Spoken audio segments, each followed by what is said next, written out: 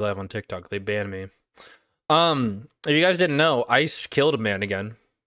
A completely innocent man. Shooting of a Mexican man at the hands of an ICE agent. The attorney, even if he wasn't innocent, no reason to shoot him.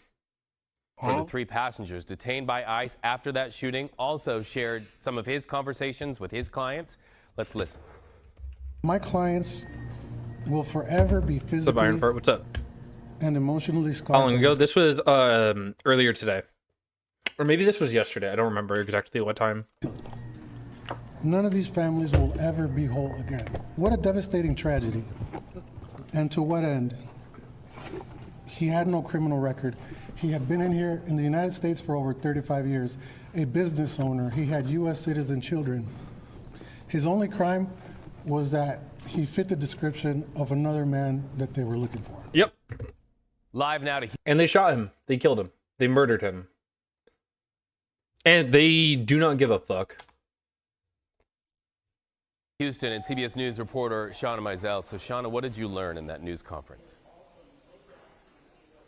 Hey, Reed, a lot of new details emerged at this press conference that just took place right behind me. This area was filled with reporters and lawmakers, as well as that lawyer who represents 2 of the 3 men who were involved in that deadly traffic stop. And he revealed that these clients that he's representing, these men that are currently being detained in Conroe, Texas, he said that they have a completely different version of events from what we've been hearing from law enforcement officials and from the Department of... Yeah, obviously we can't trust law enforcement to give us a true story of what actually happened, because they are going to cover, even if they don't like ICE, they are being instructed to cover ICE's ass constantly. They constantly want to cover ICE's ass. Because why wouldn't they, dude? They get paid for it. Homeland Security. He said that his client said that no officer was ever in the line of the vehicle, no officer was ever in danger, and that the shots actually came from the side of the vehicle, which does not necessarily align with what we've been hearing from law enforcement officials. He said that they still seem like they were in shock, processing the trauma. Violet, thank you for the sub. We'll be going to see them again. I need to turn that down. Saturday, That's fucking but loud. His main goal right now is to get them released from ICE custody. He said that he does not want them to be pressured to voluntary self-deport back to Mexico, that they've been in the United States. Yep, so there's the ICE officers. So right there is the ICE officer dragging the people out of the car. Over 20 years, all of the gentlemen involved in this case. And so his goal right now is going to be trying to get them released. He said that he does not have faith in the integrity of the investigation right now, Reed. I wouldn't either, dude. This shit's fucking insane. The fact that they're just constantly getting away with this with no fucking repercussions. Yeah. And it's not like... I should probably turn that off too. It's not like... What's it called? I'm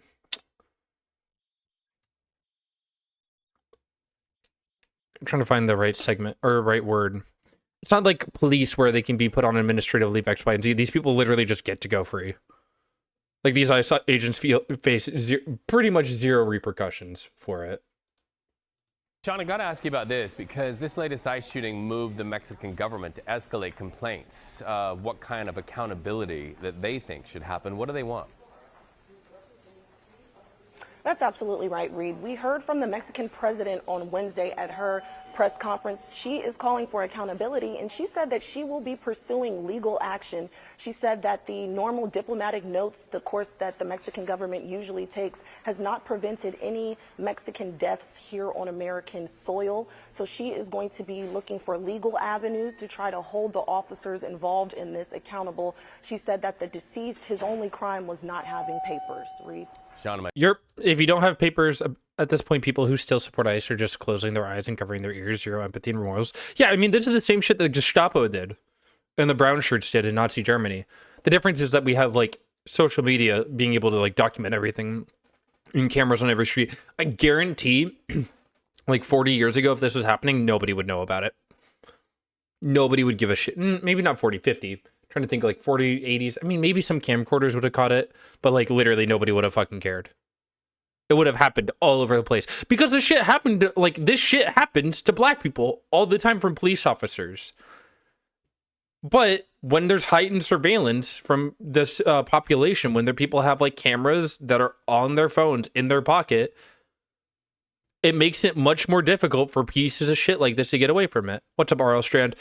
The thing about it is like they need, when this administration ends and if Democrats take over, every single ICE agent needs to be held accountable, because if you guys remember, during the Nuremberg trials, a lot of the Nazi troopers were basically given like a go ahead, be like, no, you're fine. Their sentences got reduced. They didn't get in that much of a trouble or that much trouble, and they need to be sentenced to life in prison. Especially the one, like every single ICE agent who's shot a person needs to be sentenced to life in prison, like without question. Araujo. And I did want to see the new footage because I know MS Now has it right now. To the United States in early 1990s from Mexico. The 52-year-old father. Here. From information we were receiving, he rammed an ICE law enforcement vehicle, which isn't true, refused to follow multiple verbal commands, not true, and weaponized his vehicle in an attempt to run over an ICE law enforcement. And Republicans want to erase a lot of history relating to that kind of stuff, forget not learning history, they're straight up burying it. Yeah, they have removed a lot of stuff from official U.S. libraries. Shit like that. Resulting in our officer firing his weapon in self-defense. Tried to ram an ICE officer. The same excuse they gave with the other two shootings in Minneapolis. The exact same ones. And I don't know. Sorry, I'm like shaking my head back and forth and it's making my model freak out, but because I'm like pondering and rolling something around in my head. I think honestly, the reaction from people of this is going to be less outrageous. Like people are going to be less outraged. And I think it's because they're not white. I think everyone needs, like, there needs to be Minneapolis level outrage over this. And I hope there is. Like, genuinely, I hope there is, but I just don't know if it's going to come. Weaponized his vehicle. Does that sound familiar? How many times exactly have you heard that line? Weaponized their vehicle and tried to ram us. It is because it has been the go-to statement when ICE officers shoot someone. Every single time. It is what they said about Renee Good in Minneapolis, who ICE officers shot and killed. It is what they said about Marimar Martinez. And that's the thing, like people would debate it nonstop if there wasn't footage of it. Every single case that they say they rammed their vehicle into them, every single one, there's evidence showing that they did not ram into them. They don't have any other excuses. That's probably why. Yeah, it's an easier excuse to make. Such an obviously disgusting and deceiving language. I remember similar excuses with Renee Good. I hope this doesn't get buried. Yeah, same. Chicago, who was shot but survived. It is what they said about social media influencer Carlitos Ricardo Parias in South LA, and on and on. But again and again and again, in all three of those circumstances and in others, when we finally get to see the footage of these other incidents, we learn it's not the case. This is why I'm like so I don't like mobile devices, but I'm also like kind of happy for them because like shit like this, people would get away with this shit all the fucking time. Sometimes it's just plainly invented. Well, just this evening, a local Houston news station, KHOU 11, obtained this new surveillance footage that shows something different than what ICE described. Here is how their investigative reporter, Jeremy Rogalski, breaks it down. Now, if you look closely through the trees, you can see the white van followed by the ICE agents in a dark SUV. You could see it coming across the screen. So if you can't really see, I'll point it out. So a dark white minivan right there, dark SUV on the side, and I'll make it full screen. White minivan, dark SUV. You can see it coming. You can see the motion more than you can see them. Across the screen. Right there. Blocking traffic, crossing traffic, blocks the view for the moment. Then you can see the ICE vehicle appears to try to cut the van off. And both vehicles veer off to the side of the road. The white van then backs up, because this is a completely reasonable thing to do if someone tries to run you off the road. In reverse, then forward where it pulled over a few houses away. Reverse, someone gets out of their car. No police officer would get out of their car like this without having their lights on. And then you would stop. Just a black SUV pulling you over and obviously probably showing weapons. You're gonna like react in a way that's like, oh shit, I'm in danger. I need to pull away. Meanwhile, the ICE vehicle makes a which means they didn't get out of their car that fast. 3-point turn on Canal Street and then drives forward to follow the white construction van. You can see that in the clip there, right? It's the black SUV is swerving in front to cut off the white van.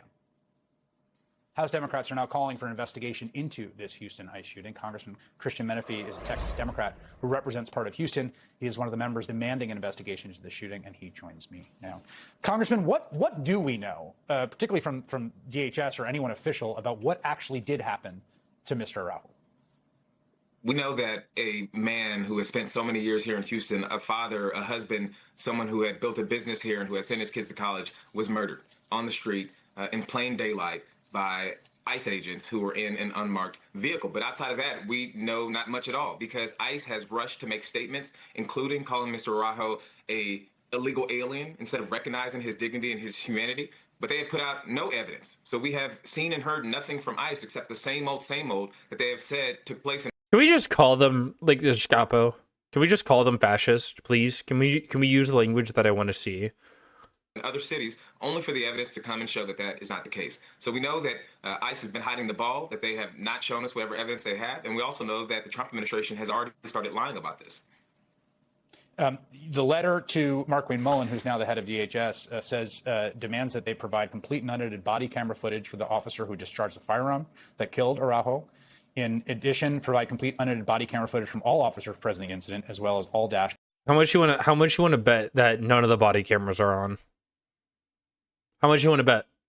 I'd bet money on it, because they have no moral, they have no moral reason to, because they're going to get away with it. If it's not on, they're just get away with it. Camera footage from both vehicles.